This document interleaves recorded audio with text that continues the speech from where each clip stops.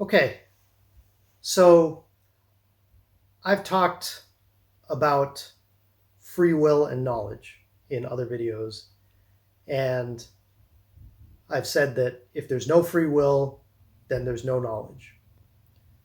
So let's look at what philosophers have to say about this issue. Now, like I've said before, philosophers mostly ignore this issue, but they do occasionally weigh in on it. Uh, so let's look at what they say. They basically have two strands of thought on this. Okay, one group of philosophers are kind of in strand one, another one are in strand two. The first strand of thought says that, like I've said, if there's no free will, then there's no knowledge. But then they continue and say, well, that's an unacceptable conclusion. We can't lose knowledge. We got to keep knowledge, rational thinking, truth, meaning. So, since that's unacceptable, then there must be free will.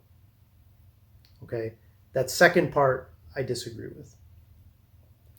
And this line of thinking has been around for a while.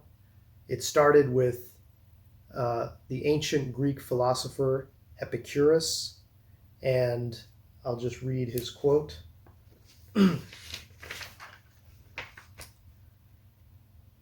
He who says that all things happen of necessity cannot criticize another who says that not all things happen of necessity, for he has to admit that the assertion also happens of necessity. That's from 300 BC. So it's been around. The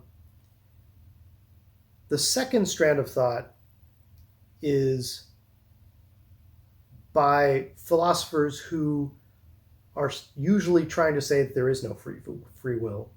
And what they say is, well, if there's no free will, it's no problem. You can still have knowledge even if there's no free will. Okay? Some of them even say it's almost irrelevant that there's no free will.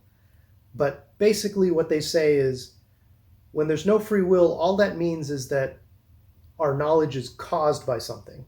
Okay? Our rational thought process is caused by something. It may be caused by neurons firing, by atoms reacting with each other. It might be caused by random quantum fluctuations, by the environment, whatever.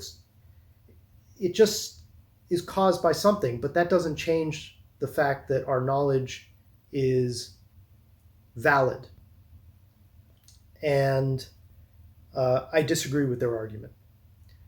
I think that, as I've said before, if there's no free will, then there's no separation between us and the rest of the world, and everything is just happening.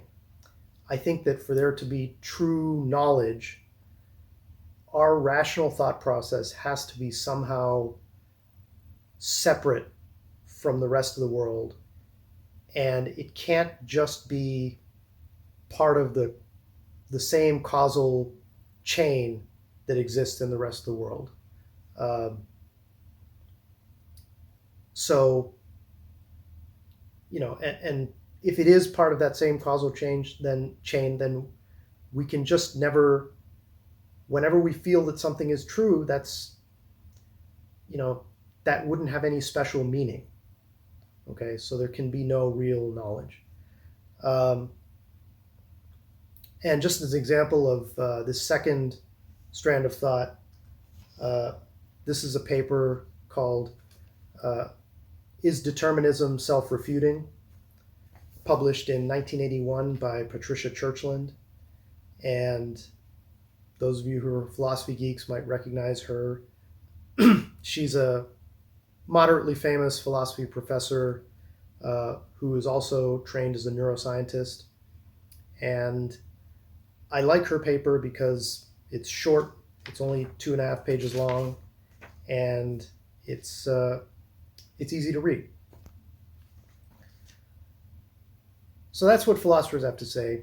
And just to summarize, in the first strand of thought, philosophers say, if there's no free will, then there's no knowledge, and that's unacceptable, so therefore there must be free will. In the second strand of thought, philosophers say, if there's no free will, we could still have knowledge and everything is good. Okay?